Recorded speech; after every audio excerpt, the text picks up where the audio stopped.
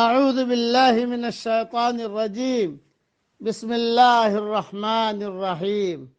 سورہ صاد کی چند آیتیں پڑھ رہا ہوں۔ آیت نمبر 26، آیت نمبر 27، آیت نمبر 28، آیت نمبر 29۔ یا داؤد انا جعلناک خلیفۃ فی الارض فاحکم بین الناس بالحق ولا تتبع الہوى فیضلک عن سبیل اللہ۔ اے داؤد، ہم نے تمہیں زمین میں خلیفہ بنا دیا، تم لوگوں کے درمیان حق کے ساتھ فیصلہ کرو اور اپنے نفسانی خواہش کی پیروی نہ کرو، ورنہ وہ تمہیں اللہ کی راہ سے بھٹکا دے گی۔ ان الذين يضلون عن سبيل الله لهم عذاب شديد بما نسوا يوم الحساب۔ یقیناً جو لوگ اللہ کی راہ سے بھٹک جاتے ہیں ان کے لیے سخت عذاب ہے، اس لیے کہ انہوں نے حساب کے دن کو بھلا دیا ہے۔ وَمَا خَلَقْنَا السَّمَاءَ وَالْأَرْضَ وَمَا بَيْنَهُمَا بَاطِلًا، اور ہم نے آسمان اور زمین اور ان کے درمیان کی چیزوں کو ناحق پیدا نہیں کیا۔ ذَلِكَ ظَنُّ الَّذِينَ كَفَرُوا فَوَيْلٌ لِّلَّذِينَ كَفَرُوا مِنَ النَّارِ۔ یہ گمان تو کافروں کا ہے، سو کافروں کے لیے خرابی ہے آگ کی۔ ام نجعل الذین آمنوا وعملوا الصالحات کالمفسدین فی الارض ام نجعل المتقین کالفجار۔ کیا ہم ان لوگوں کو جو ایمان لائے اور نیک عمل کیے ان کے برابر کر دیں گے جو ہمیشہ زمین میں فساد مچاتے رہے، یا پرہیزگاروں کو بدکاروں جیسا کر دیں گے؟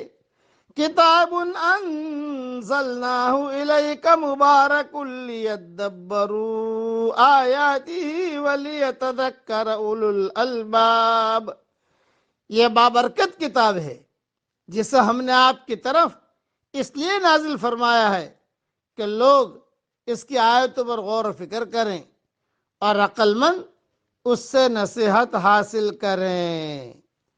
بس ان آیتوں کی تفسیریں اپنے وقت پر انشاءاللہ اللہ تعالیٰ توفیق دے گا تو میں لکھ دوں گا، لیکن ایک بات ذہن میں رکھیے کہ ایک حاکم ہمیشہ دو چیزوں کے درمیان ہوتا ہے، یا تو وہ معاملات کا فیصلہ اپنی چاہت کے مطابق کرے گا یا اصول حق کے مطابق۔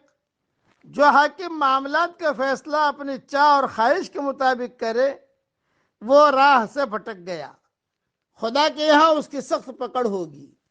اس کے برعکس جو حاکم معاملات کا فیصلہ حق اور انصاف کے اصول کا پابند رہ کر کرے وہی راہ راست پر ہے، خدا کے یہاں اس کو بے حساب انعامات دیے جائیں گے۔